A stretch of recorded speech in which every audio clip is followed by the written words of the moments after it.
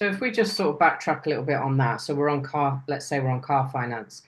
So for the viewers and the listeners, how can, and I appreciate this will be different in this country, but how can, because you make it sound quite simple, and I think you've done quite a few of these now in terms of just getting free cars. How do you do it? How does it, what do you do? Well, I can explain it through the Uniform Commercial Code, but I can't explain it through your stuff. No, that's fine. Yeah, that's You're fine. gonna have to go and piece it all together yourself. Yeah, I mean, just that one thing we found is already pretty good. yeah, We've already figured it out. You guys use the same terminology. You can use the Bill of Exchange Act. We can't. I don't even think we can use the Bill of Exchange Act. I could be wrong, but I know I'm sure you guys could. Oh, we So do. that's Oh, we do. But our courts, our so-called courts, are so fucking corrupt. the Um, per- the judges basically don't want to accept because everything starts in the lower courts. So we have our county courts and our magistrates courts, and they are known as administration courts. Or that's the jurisdiction they're playing in, even though they can now apparently split between four jurisdictions in one hearing if they want to. Um, but you try and bring up constitutional law, common law, bills of exchange, and all the rest of it. It's that they're not interested. well, bills of exchange and all this kind of stuff that we're talking about is all commercial law. Hmm. It's not constitutional. It's actually the farthest thing from constitutional law, I would say, is probably commercial law. Commercial law is like if there was a scale from constitutional law and then farther and farther and farther away from constitutional law, I'd say the farthest point away from constitutional law would be commercial law. Yeah. There's not even money legally in commercial law. Money doesn't even exist in commercial law. It's just unconditional promises and orders to pay. That's Yeah. all that exists. Yeah. So,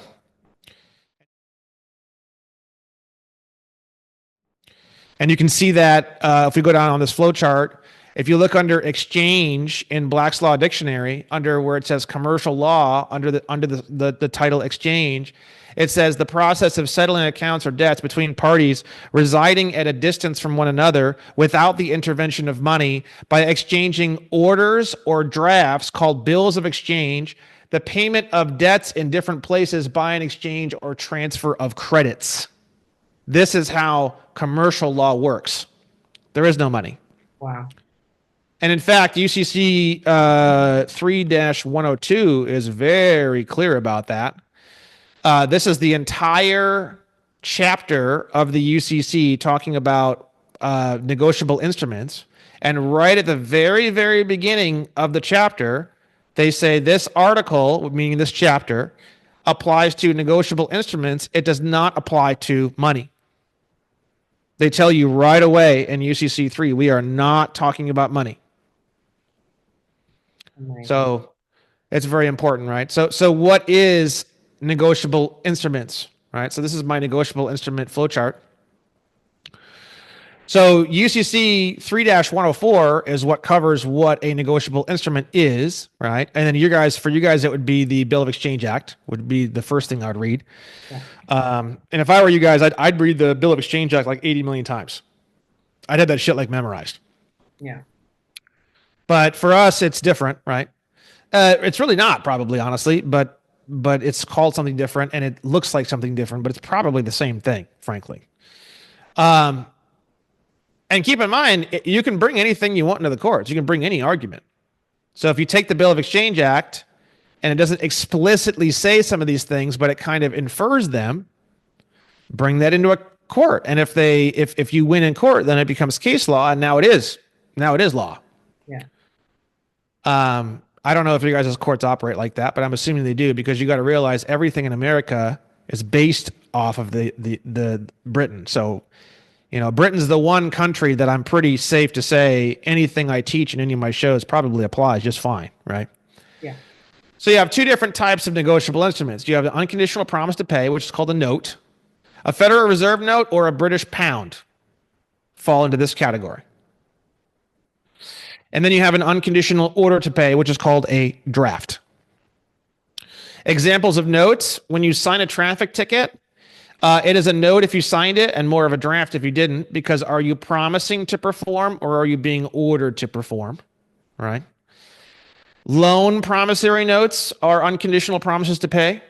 All credit card transactions, every single time you use your credit card for an individual transaction, that individual transaction is an unconditional promise to pay. It is a note in itself. It is currency.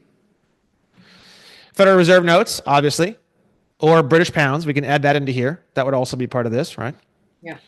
All currencies that have a central bank in that country.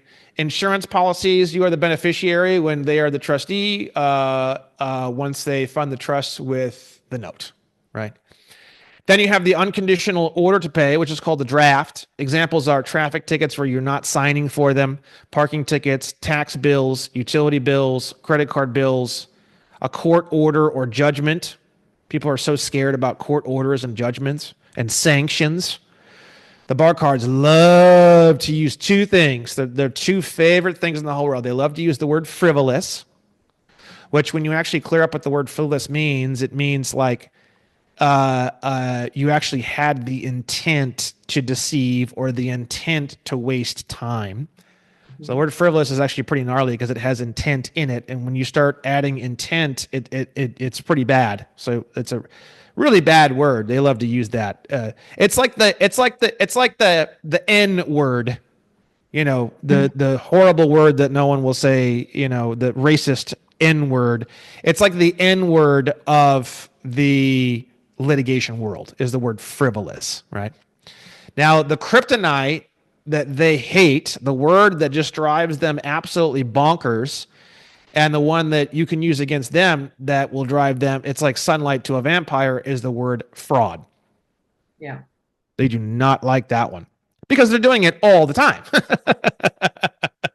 Yeah. Right? So a court order or judgment, we actually have literally laws here in America. We have all right. Let's see, 1501. So if you look at 18 U.S.C. 8, here, this defines what an obligation or other security of the United States is. The term obligation or other security of the United States includes all bonds, certificates of indebtedness, national bank currency, Federal Reserve notes, Federal Reserve bank notes, coupons, United States notes, treasury notes, gold certificates, fractional notes, certificate of deposit, bills, checks, drafts. So everything on here, every single thing they're listing here is all either one of these two categories. It's either an unconditional promise to pay or it's an unconditional order to pay. Every single one of these, right? Yeah. So what all you need, if you go to 31 USC 1501, documentary evidence requirement for government obligations, if you go down, a liability that may result from pending litigation. So the reason why I don't give a shit, and the reason why I'm suing everybody under the sun, moon, and stars, and they say like sanctions and they threaten me and I just laugh and keep going, and the reason why I think they don't sanction me is because they know exactly what I'm going to do if they do that. It's not my bill. You can't give me a bill. No one can give me a bill. The government cannot give me a bill. Like they could be like, Mr. Williams, if you don't stop what you're doing, we're gonna slap you with $480 trillion in sanctions. Why not make it 600 trillion? Who cares? The way I would respond to that in a court of law is, okay, give me the 480 trillion right now, and I'm going to pay it. I'm going to perform on it right now, live in the courtroom. And then what I would do is I would have the instrument, and I would be talking out loud for the recorder every single thing that I'm doing. The defendant has received the unconditional order to pay. The defendant hereby accepts the unconditional order to pay. The defendant has become the holder of the draft. The defendant has picked up a blue Bic pen and hereby is taking off the cap of the blue Bic pen. Defendant is now endorsing the instrument using a qualified and special endorsement as the following. The defendant is going to be communicating exactly what how he's endorsing as he's endorsing. First line, on the left-hand center part of the judgment is going to be the words "without recourse," which is a qualified endorsement. Next line is going to be "pay to the order of," and then I would raise my head and I would ask the judge, if I wrote a check to the court, who would I make the check out to? U.S. District Court. Thank you, Judge. Going back to the endorsement on the unconditional order to pay, the defendant is now writing U.S. District Court as the payee of this instrument. Below that, next line, by B.Y. : the defendant is writing Brandon J Williams, agent. And the reason why the defendant is writing agent is because he is the agent on behalf of a sole proprietorship called all caps Brandon J Williams registered trademark. And then below that, I would say defendant is now writing his name, Brandon J Williams, hyphen, and then endorser as the title. And then I would pick it up off the table and I would say defendant is now tendering the endorsed unconditional order to pay back to the person entitled to enforce. Defendant is now unconditionally extending his arm to the bailiff to come and pick up the unconditional order to pay. And then I would say the bailiff has now picked up the unconditional order to pay and has now accepted tender of the unconditional order to pay, completing the cycle of the 480 trillion judgment by Judge whoever. And I would say all that so that the county recorder that's there can type all that into the record, and then they have a record of that. And then afterward, I would pay to get a copy of the transcript of that. And I just paid $480 trillion. You paid it by writing on the judge's order. The judge's order is a negotiable instrument. It's an unconditional order to pay. Yeah. It's a draft. So what happens is when you get the draft, you become what's called a holder. Someone in possession of a note or draft that is payable to them specifically or payable to bearer. When you start to understand UCC Article 3, or in your case, the Bill of Exchange Act, you start to realize that if there's no payee on the instrument automatically defaults to payable to the bearer. So what that means is whoever is in possession of it. So the first thing you want to do whenever you get an unconditional promise or order to pay is you want to look it over and see if there's a payee on it, right? So let's say, for example, you take a Federal Reserve note, right? I don't have any. Oh, yeah, I do. Look at that. I do have some on me. So let's pull a Federal Reserve note, or you can pull a British pound out. It's going to be the same thing. And what we're going to do is we're going to look at it, and we're going to see if we can find a payee, right? So we've got Federal Reserve note. This note is legal tender for all debts, public and private. We have a couple of signatures here. Now, the terminology that you're looking for when you're looking for the payee is the same terminology you're going to see on a check, which is picture. And when you look at UCC Article 3, you'll see this exact same terminology. It's very, very specific terminology. And that terminology is pay to the order of. That terminology is actually right in the Bill of Exchange Act, by the way. Pay to the order of. I actually think our UCC 3 section regarding the payee comes straight out of the Bill of Exchange Act because it's literally verbatim. This is what it is in the Bill of Exchange Act, right? I'm pretty sure our checks don't say that. Really? Yeah, I don't think they do. Do you have one? Do you have any checks anywhere? Because I'm just wondering whether I've got a checkbook. I mean, because they've really phased out checkbooks here. So most people wouldn't even own a checkbook anymore. Yeah, but if you receive checks or if you have old ones that you've received from somebody else. Oh, yeah, I did just receive one actually from a rejected application. Perfect. At the land registry. Because if you look on a pound or a Federal Reserve note, you will not find that information. You will not find a payee or paid to the order of. And that's how they function. They function because if you hold it and there's no payee on it, then you are the payee. The payee, it's payable to bearer, automatically default. Yeah. And that's one thing people just don't understand. And it took me a long time to understand that. If there's no payee, it defaults to payable to the bearer. Always. People say, oh, there's no payee on this. Great. You just proved it for me. You just proved that it's payable to me.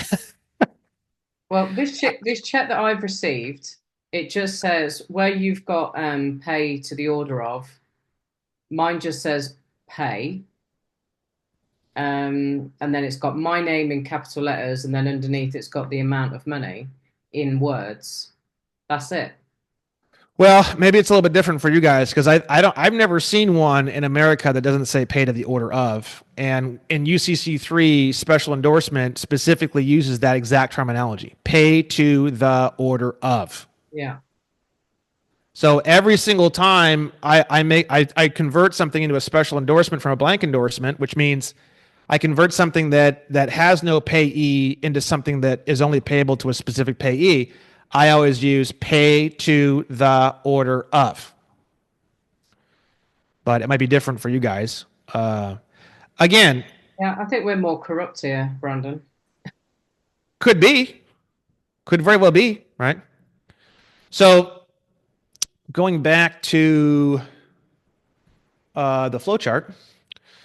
So the way that this works, and what's so funny is this is beyond even what the banks even know, really, because we're seeing success where people just endorse notes as the maker or issuer, but technically it's not supposed to work that way.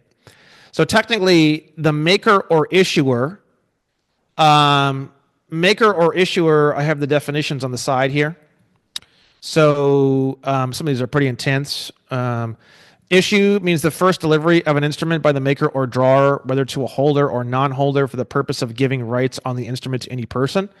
So in English, it just means the first time an unconditional promise to pay is sort of brought into existence and then delivered to the person. So like if CarMax or a car dealership slides a piece of paper across the table and there's nothing on it and you're bringing that unconditional promise to pay to life, once you sign it and then once you give it back to the person who gave it to you, once you've tendered that instrument back to the person entitled to enforce the instrument, that would at that point be a completion of the cycle called issue. And then maker means a person who signs or is identified in a note as a person undertaking to pay. So notes are a little different because when you're the maker or issuer, there's a little teeny bit of different rules that you have to run through, right? We're not going to get into all these rules, a little bit complicated, but essentially you can't really. People are doing it all over the place and it's working and it's hilarious because literally there's no one in the bank all the way up to the president that has any clue how any of this works at all whatsoever. So we're seeing a lot of success by just endorsing unconditional promises to pay, but technically it doesn't quite work like that, right? So what you're supposed to do if you want it to work in terms of the way it's supposed to work in law is you would then request a payoff sheet or some kind of unconditional order to pay. You're requesting a draft. Once you get that draft, then you become the holder. Now, once you become the holder, everything's under control. All you're trying to do is become the holder, which is so funny because people hate getting bills and they hate getting these things and they get all worked up and they hate getting tickets. But what's funny is every time you get a traffic ticket, a parking ticket, a tax bill, a utility bill, a credit card bill, a court order or judgment, a check, a debit card or a transaction or medical bills, you're becoming the holder instantaneously. Okay. Once you become the holder, that's when the fun begins. Once you become the holder, now you can endorse the instrument and negotiate the instrument. right? Negotiation means a transfer of possession, whether voluntary or involuntary, of an instrument by a person other than the issuer to a person who thereby becomes its holder. This part here, of an instrument by a person other than the issuer, this is why you can't negotiate as the maker or issuer, right?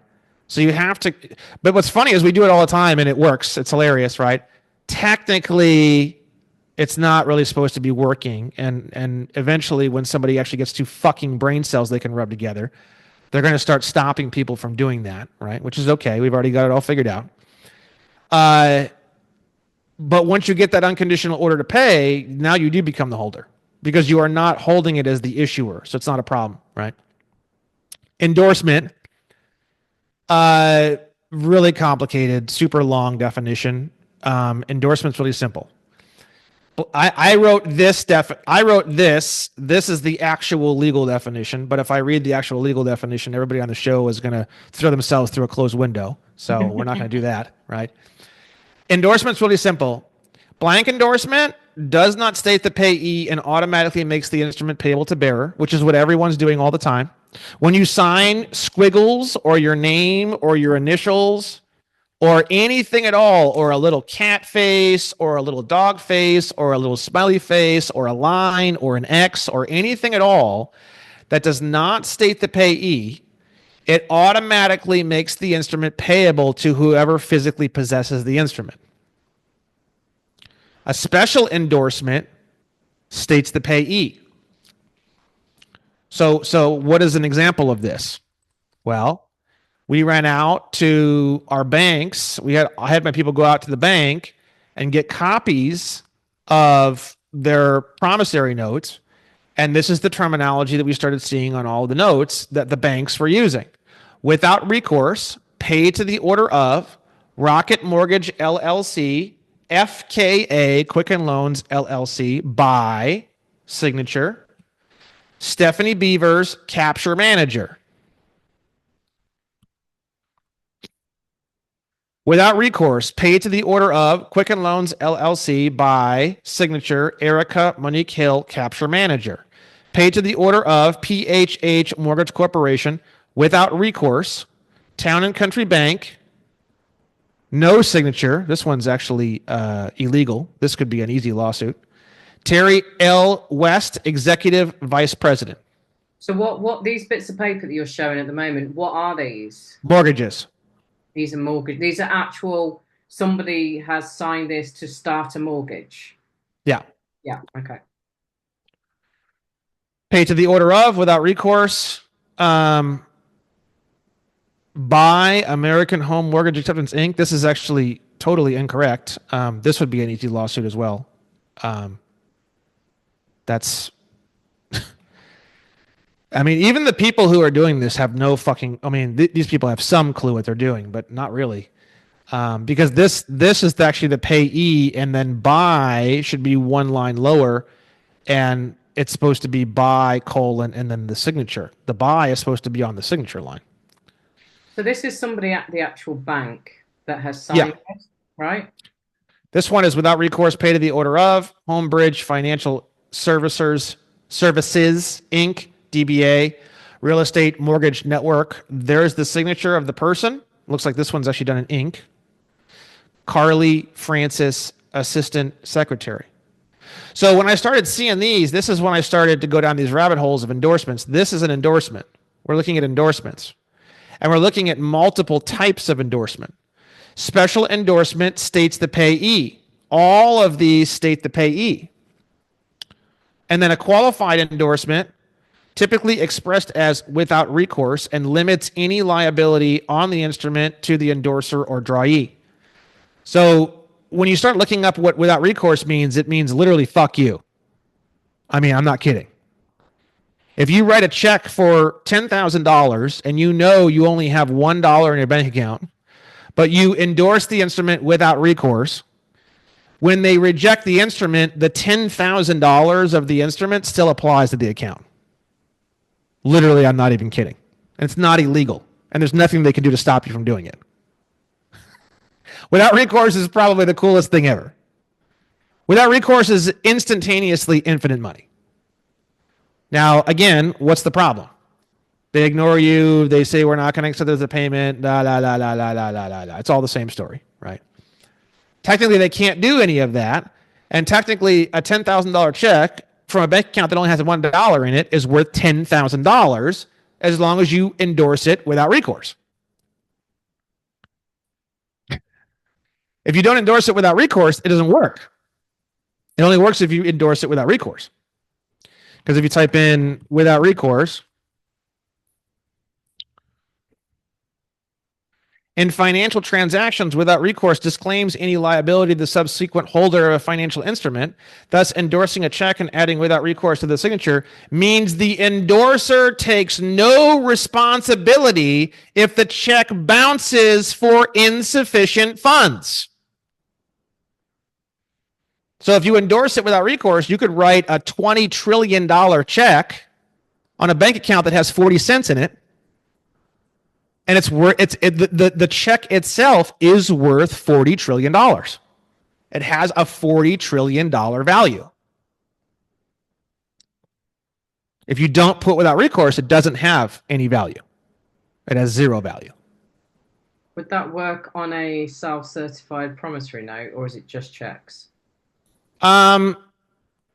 It would work on a promissory note, but remember that the definition of the word negotiation means a transfer of possession, whether voluntary or involuntary, of an instrument by a person other than the issuer. So if you're working with promissory notes, then you have this secondary line where if you become the maker or issuer, which is the first time that a note is brought into existence and then delivered to the person entitled to enforce the instrument, you can't negotiate that instrument. So the answer is yes, as long as you aren't the maker or issuer. It's a lot simpler and safer if you can just simply get your hands on unconditional orders to pay. Like, for example, if you have an IRS bill, if you create your own promissory note, technically you are the maker or issuer, and you never became the holder, so you can't negotiate the instrument. Right. Whereas if you requested from the IRS to send you a bill, once you receive that bill, you become the holder immediately. You don't need to do anything else.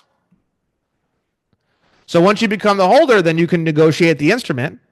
Once you negotiate the instrument with an endorsement and you tender the instrument back to the person entitled to enforce the instrument, 100% clean, 100% legal, 100% commercial code, everything's perfectly fine, everything's completed. So what I teach is don't ever cook up your own instruments, because if you do, you're the maker or issuer and you can't negotiate it. Just get bills. Call the IRS. I need a bill. Send me a bill. Well, what kind of bill do you want? I don't know. Whatever you guys think I owe. Send it to me right now. A parking ticket, Don't send me warnings. Send me bills.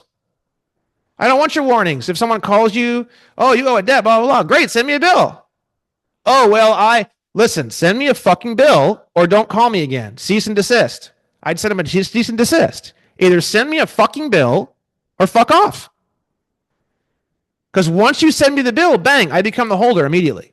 And now I can perform. I can't perform until you send me a goddamn bill. Send me a goddamn bill. I want your bills. Send me the bill. You get a call from a collection company. Great, send me a bill. I need a bill. Here's the address. Send it to this address. I need an unconditional order to pay. I need a draft. I need a bill. It's all the same terminology. Bill, draft, or unconditional order to pay. It's all the same terminology. Or bill of exchange is also the exact same terminology. Unconditional order to pay, draft, bill, and bill of exchange all mean the exact same thing. Now, check is a little different. So if you look at the Uniform Commercial Code,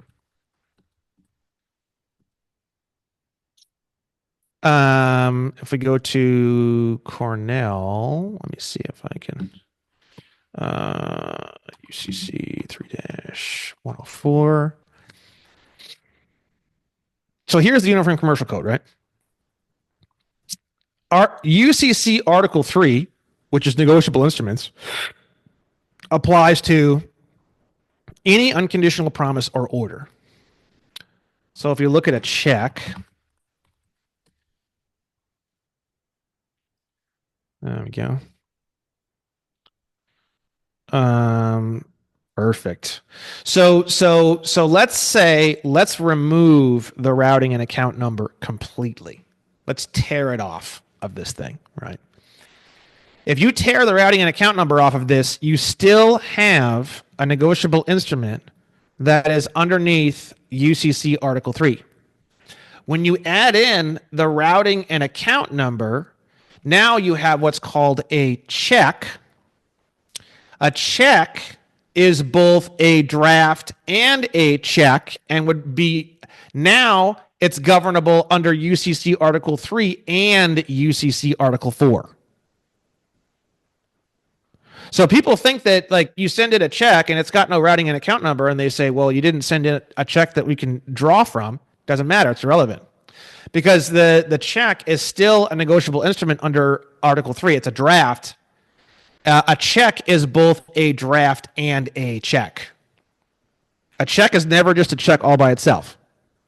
You have the draft first, then you add routing and account numbers on it, and then now it becomes both a draft and a check. You can tear these fuckers right off the goddamn thing, still send it in. Now it wouldn't be a check, it's just a draft. So if you tear this off and you send it in and you call it a check, they can be lawyers about it and they can say, this bullshit isn't a check. Because they're correct, it's not. But if you tear these off and you send it in and you say, I sent you a draft, now they can't be lawyers about it because it's actually true. You sent them a draft, which is a negotiable instrument, which does have monetary value.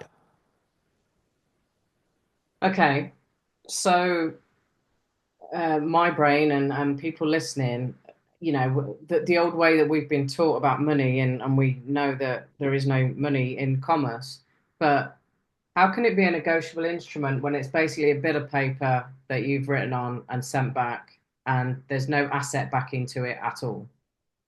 Well, that's the definition of the word fiat. You literally just wrote the definition of the term fiat. You could take what you just said, put it in a dictionary, put definition of term fiat next to it, and you would have just gotten a definition entry. That's 100% correct. Now, in the legal system, they will fight you and say that that's not absolutely true, because the unconditional promises to pay and the unconditional orders to pay are backed by the full faith and credit of the United States. Now, start going down the rabbit hole of trying to figure out what in the flying fuck that means. That's pretty difficult. So they say that, but I don't think anybody actually knows what that means. And what that actually means is the Social Security system. The Social Security system is the full faith and credit of the United States. And the way that I can prove that to you in about 3 seconds is 42 USC. This one I can find pretty fast. I'm sorry, it's totally wrong. 20 CFR 422.104. Who can be assigned a Social Security number? Who can be assigned a Social Security number? Persons eligible for SSN assignment.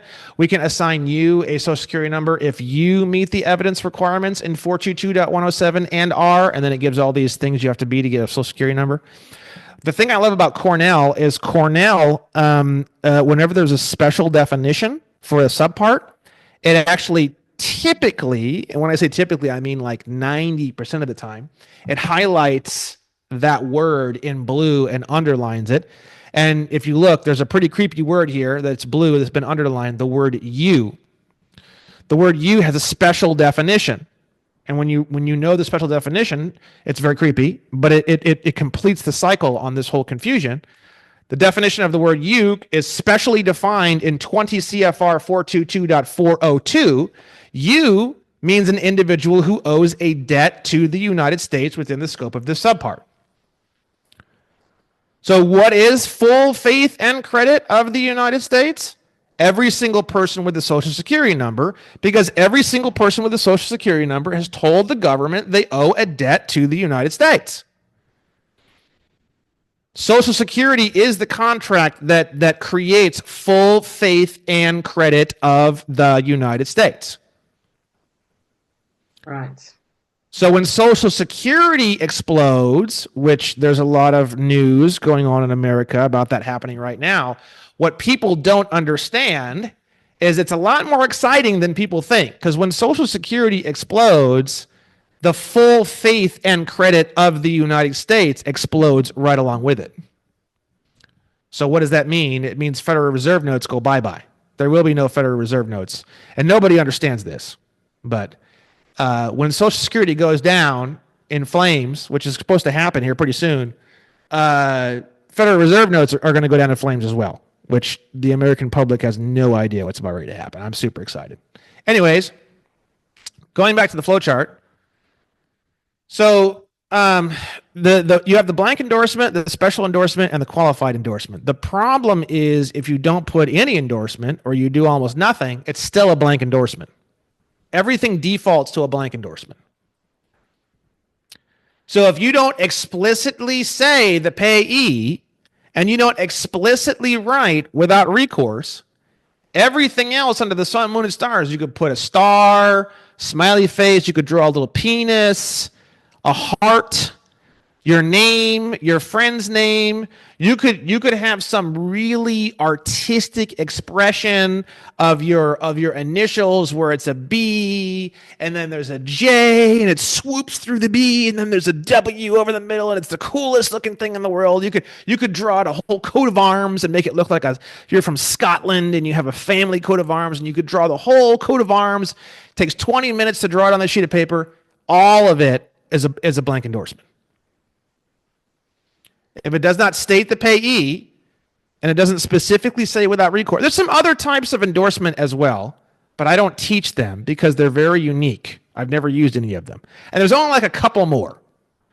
So I'm trying to make it simple. I don't want to add in things that people will never probably use. Like, for example, there's another type of endorsement called a amalgamalious endorsement or some crazy fucking long word.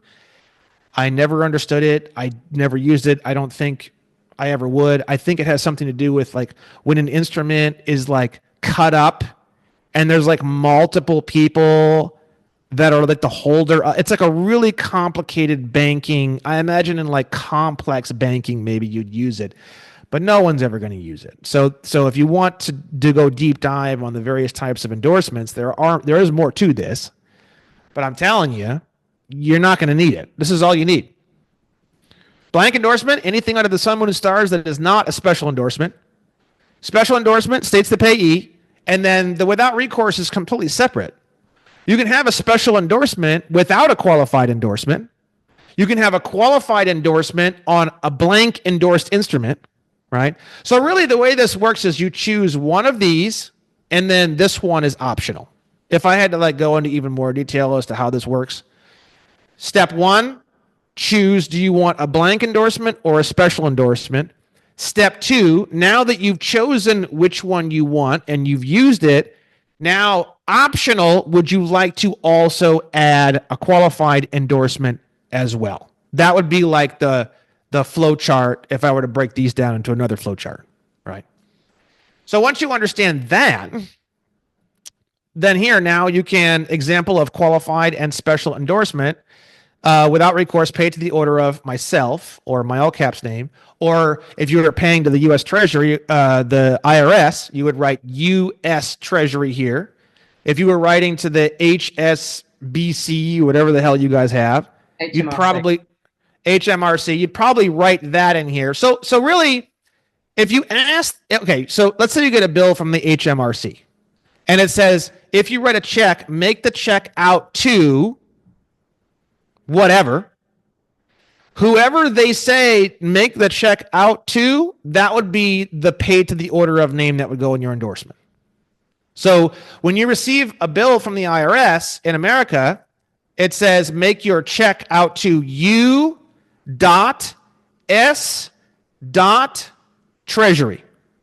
The U is capitalized, the S is capitalized, and the T is capitalized. So if I received a bill from the IRS, thank God, thank you very much. I just sent in a whole bunch recently, back in like November. I haven't heard a thing since.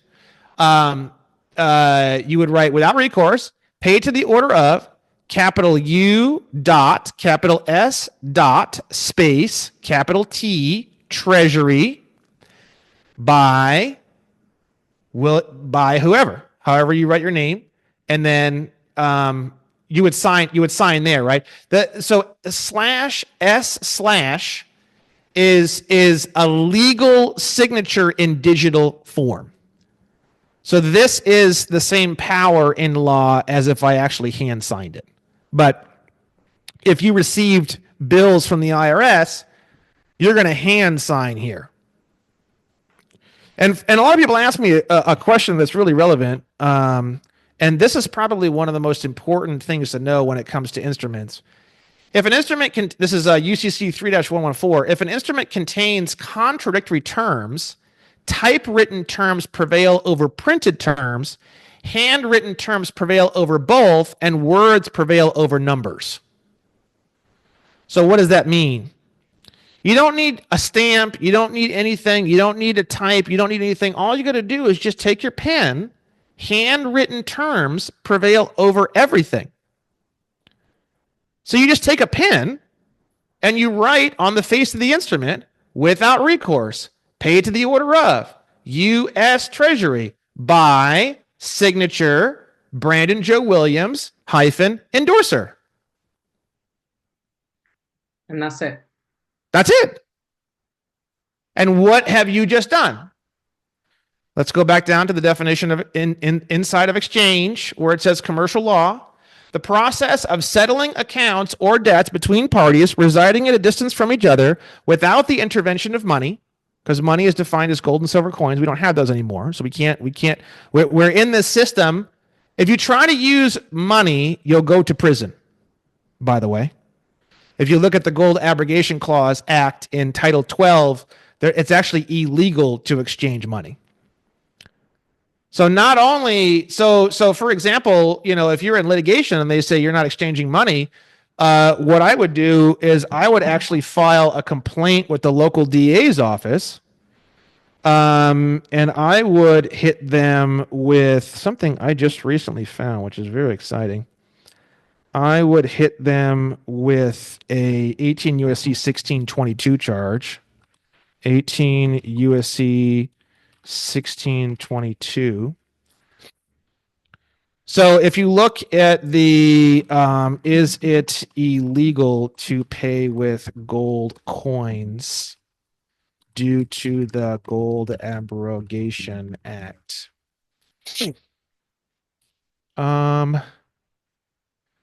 That's not true. Let's see here. Let me see here. Title 12. So here's the Gold Abrogation Act in the United States Code, 31 U.S.C. 5118.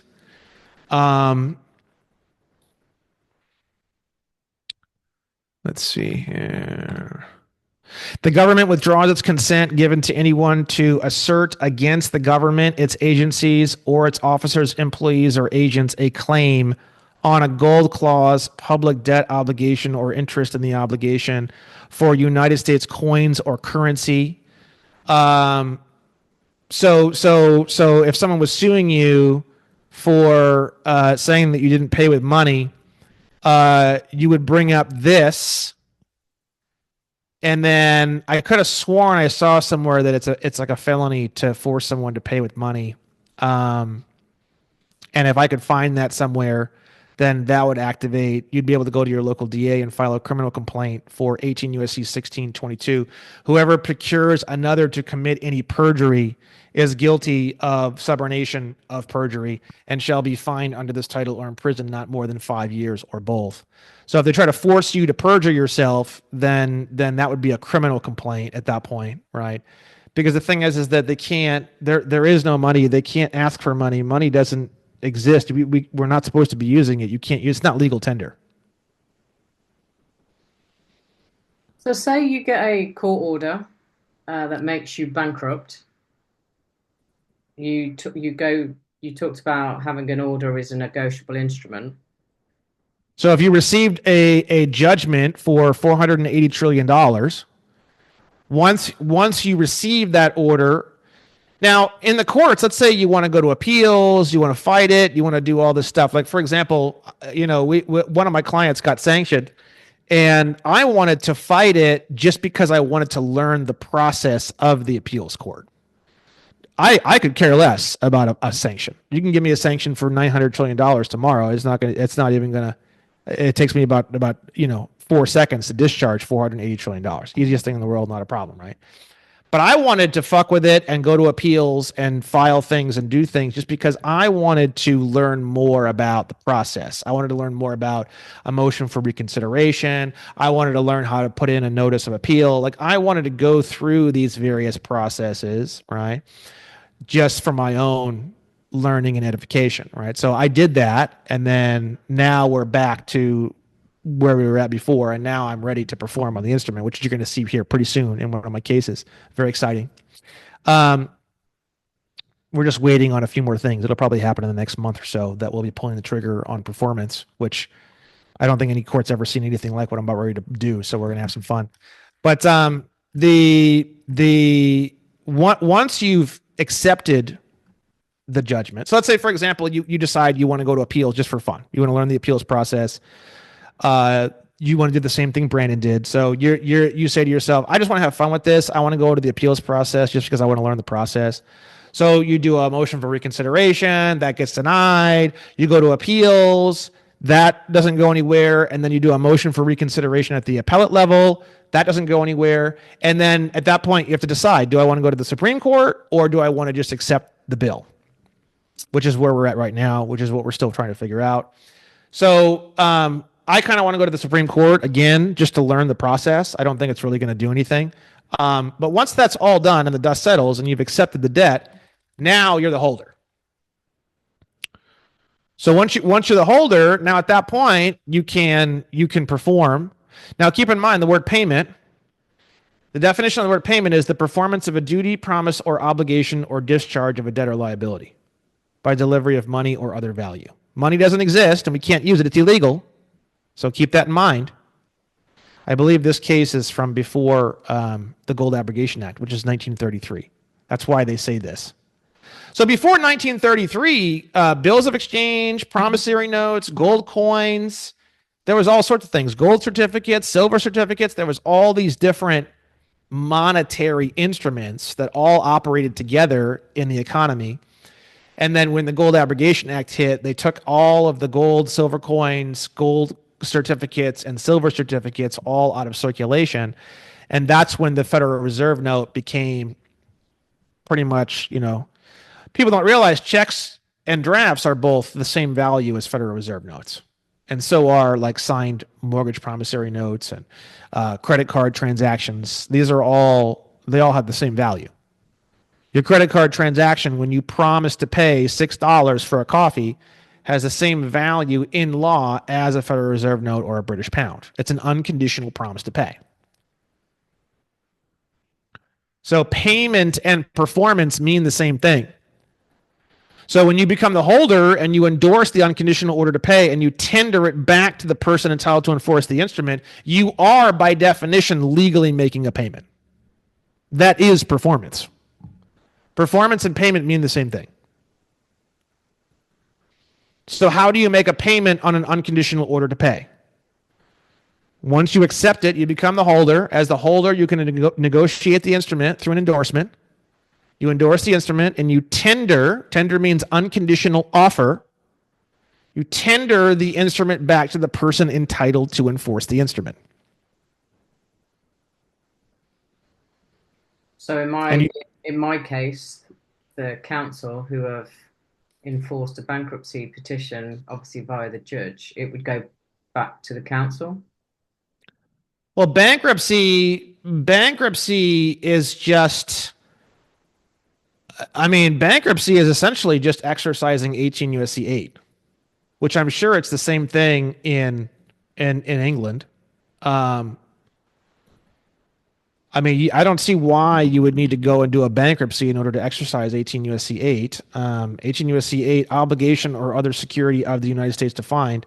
The term obligation or other security of the United States includes all bonds, certificate of indebtedness, national bank currency, Federal Reserve notes, Federal Reserve bank notes, coupons, United States notes, Treasury notes, gold certificates, silver certificates, fractional notes, certificates of deposit, bills, checks, or drafts. So it's all the government shit anyways.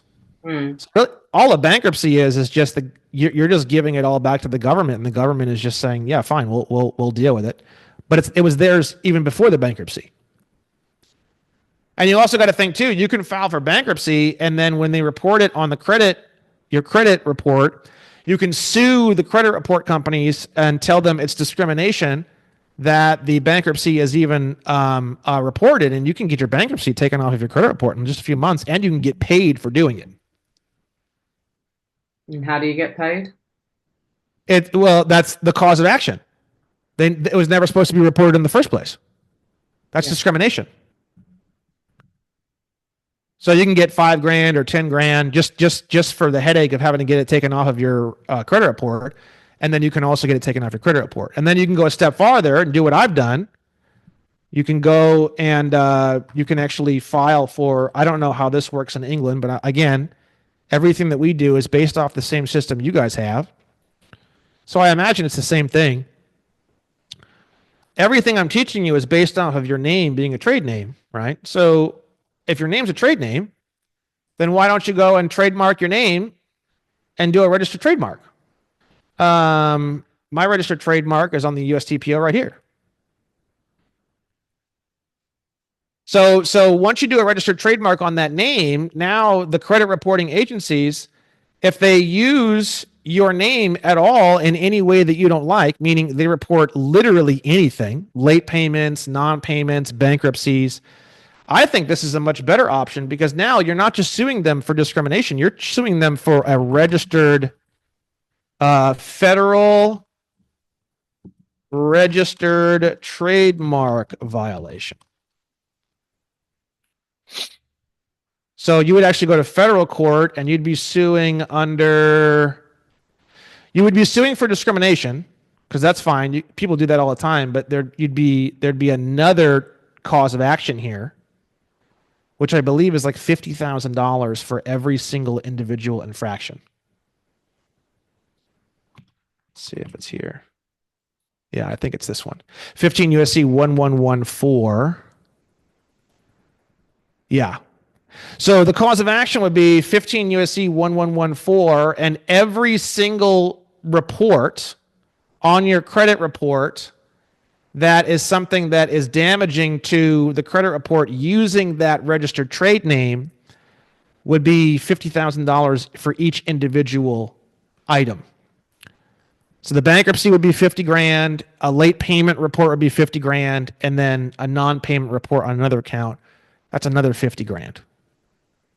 So it'd be $150,000, and that doesn't include whatever it is you're trying to ask for the discrimination charge.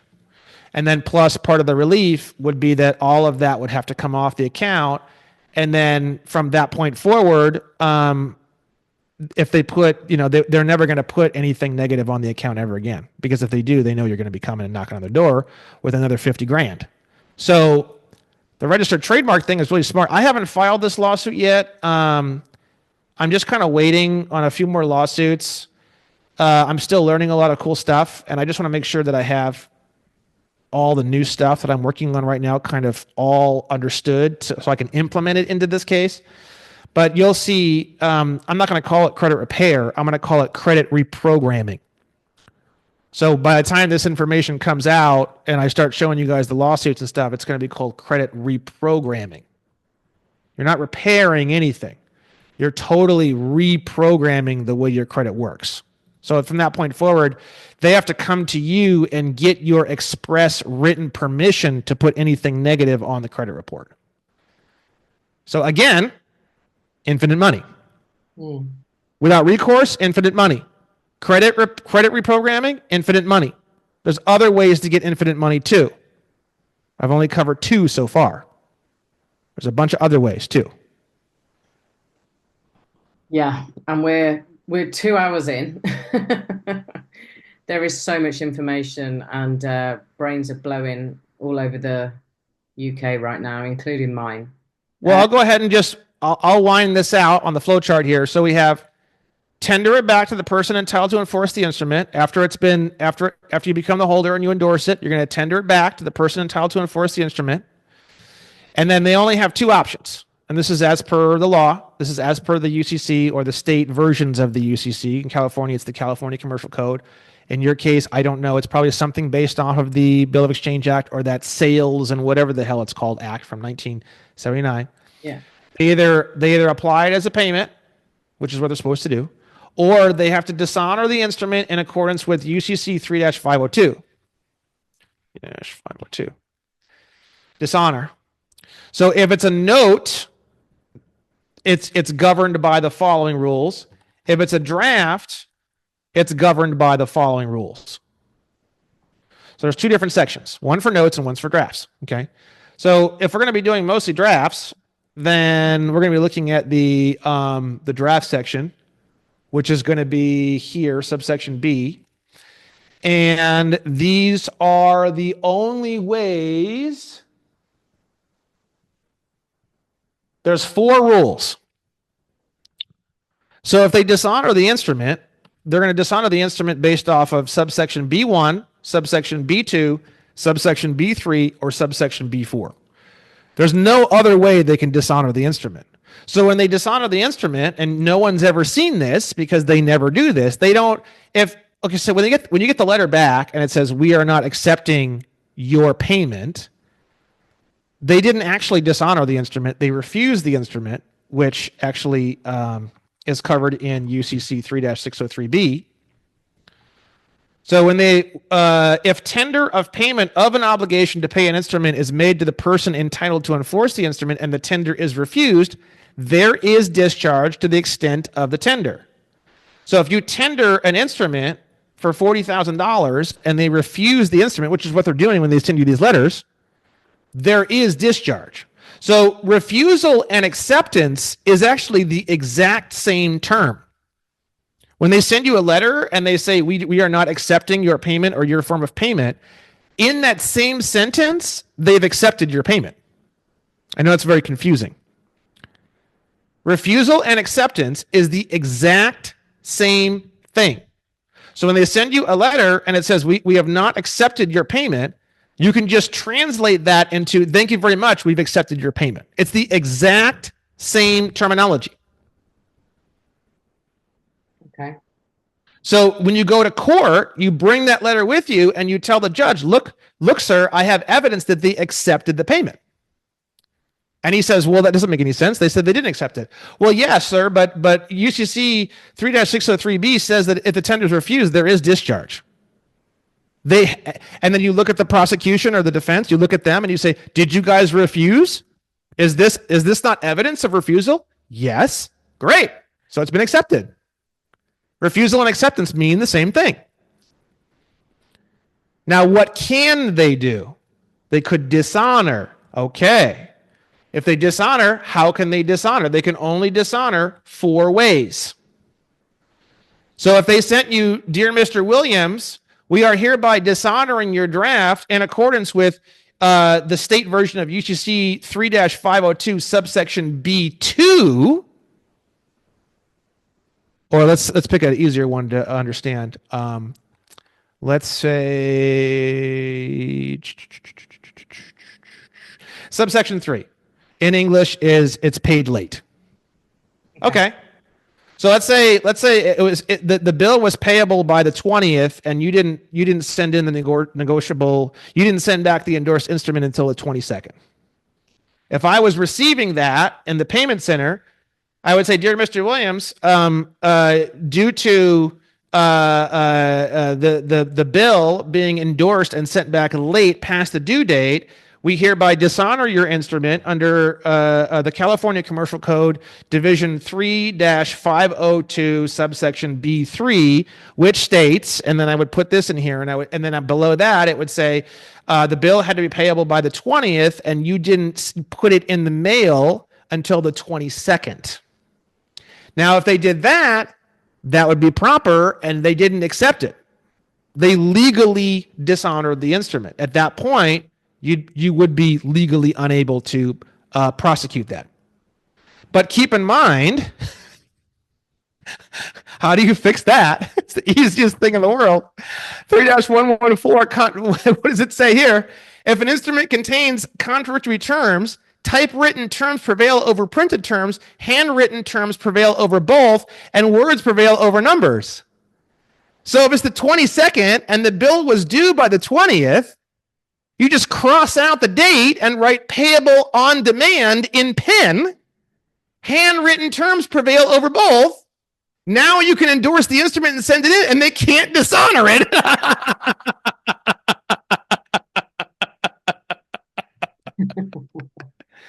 So basically what I'm trying to say in long terms is it's impossible for them to reject the payment. It is completely fucking impossible. Okay. Cannot be done. It is a physical, emotional, mental, legal, monetary, financial impossibility. It's like pigs flying. It's just completely batshit insane. They cannot reject your payment.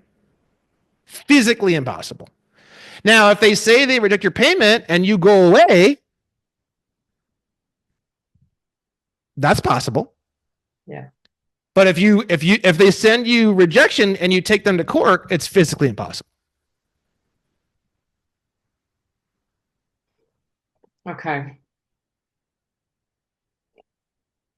Okay. So, thank you for that very, very concise explanation. You've explained it very well. I will need to watch this a couple of times to get it synced into this brain.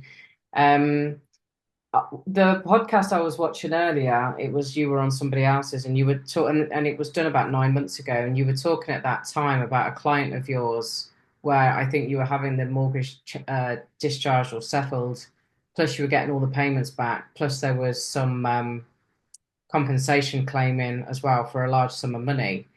And in that podcast, you said, oh, the call came in yesterday, but I was on a plane, I haven't been able to pick it up, blah, blah, blah. So what, do you know the case I'm talking about there? No, I mean, we have some litigation and stuff on a lot of that, but it hasn't really gone anywhere yet. I've seen some other people have some success and stuff, but we're still hunting around trying to get something more nailed down on a lot of that kind of stuff. But that's going to be, I think a lot of that stuff's going to start popping here pretty soon. You know, I'd say like maybe in the next year or two, something like that. I think we're going to start seeing a lot happening with this. Because it's not just me. There's a lot of people doing this stuff now. Yeah. I mean, huge swaths of my my fan base are actively doing these things. So we've got criminal stuff. The criminal stuff's pretty new. That's the most exciting one. The criminal stuff is very, very, very, very super new. But all the civil stuff, we've got a lot of stuff going on and have been for a little while. But it's starting to ramp up quite a bit. So, you know, people don't realize in America, if you win a case at the lowest level, it becomes what's called persuasive authority. It's not case law. Case law is made at the appellate level or the Supreme Court level. Case law in the California appellate would apply in the Ninth Circuit. The Ninth Circuit would be like Arizona, Oregon, and California. You can type into the internet like U.S. District Court circuits, and it has like a picture, and it has like 1, 2, 3, 4, and they're color coded so you can see. So if you let's say you win, something really cool comes out of the Ninth Circuit. You can use it in the Ninth Circuit, but if you use it outside the Ninth Circuit, it downgrades from case law into persuasive authority. Once you get into the U.S. Supreme Court, that's where it becomes case law everywhere. So essentially, if you can get some stuff going in like the Ninth Circuit, like I just filed my second appeal yesterday, or no, well, technically today, early this morning. So I am just about ready to have 2 cases in the Ninth Circuit. So if anything comes out of my cases, then that would now become case law for the Ninth Circuit. And then if we keep pushing and everybody keeps pushing in all their different individual areas, a lot of the circuits will start having these things. And then from there, we'll move on to the Supreme Court. And then once we get a Supreme Court, something out of the Supreme Court, then now it applies everywhere. Well, something did just come out of the Supreme Court, didn't it, about fiat as fraudulent, and it basically impacts mortgages, any finance agreements. No, that's all bullshit. I've been seeing that video go around. That's all bullshit. None of that. If you look up that case, nothing. Those videos are just complete fabricated horseshit by this dumb guy online called like Bank Slayer or some shit. It's totally bullshit. A complete fabrication. Okay, that's disappointing. Yeah. Well, okay. There is a million more questions I could ask, but I'm not going to for time. Thank you so much for going through all of that. I'd love to have you back on at some point. I know you're incredibly busy. Sure. But yeah, I would love to, and maybe focus in on a particular area, because there's you do a lot of free stuff anyway. So I would encourage anyone watching this that's had their appetite whetted to go and sign up for Brandon's courses. Where do they do that, Brandon? OneStupidFuck.com. Easy. Easy to remember. Yeah, and as I say, I found out about you through Jacob, and he just absolutely raves about you. And obviously he's learned everything he knows from you. Yeah. I think there's still going to be this whole that was the other question before we go. IRS, UK, HMRC, let's say. Don't know. I need to join some. It's really simple. Everything is either you just need to. Anytime you get anything from anyone for any reason, the first thing you should ask yourself is this an unconditional promise or order to pay? And the word pay also means the word perform. So promising to be in a courthouse at a certain time and date, pay and perform mean the same thing. So is this an unconditional promise or order to pay or perform? That's always the first question you have to ask yourself. If the answer is yes, everything I've taught you on the show, that's it. Now you're the holder. If you're not the holder, why aren't you the holder? How do you become the holder? First thing you want to do is figure out, how do I become the holder as quickly as possible? Once you become the holder, now you can negotiate and endorse. Negotiate, endorse, tender back to the person entitled to enforce the instrument. That completes the cycle. That's now a payment, and you've settled the account. Yeah. Okay. When you start to think that way, you start to realize that almost everything you contact every single day is an unconditional promise or order to pay or perform. And the changes that Trump's trying to bring in for the IRS, it's all irrelevant. It's not going to affect you. Everything he's doing is irrelevant. Top to bottom, everything. I'm not anti-Trump. In fact, I voted for him and I was a huge supporter in his last term. I am definitely not anti-Trump. It's just it still doesn't change the fact that everything he's doing is irrelevant. It still, whether I love him or hate him, makes no difference. Okay. Okay. Well, thank you again.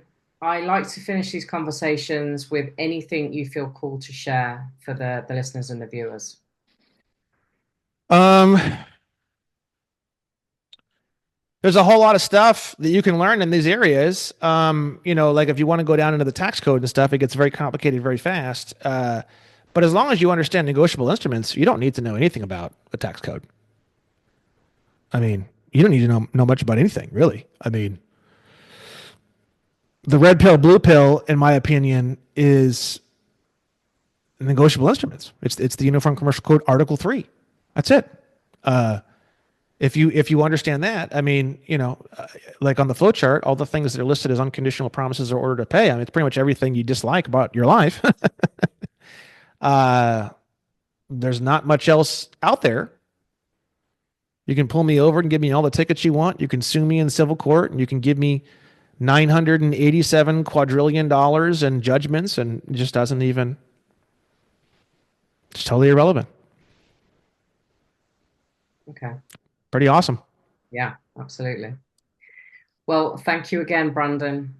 You've been very generous with your time today. I really appreciate it. Thank you guys. Thank you for having me on the show.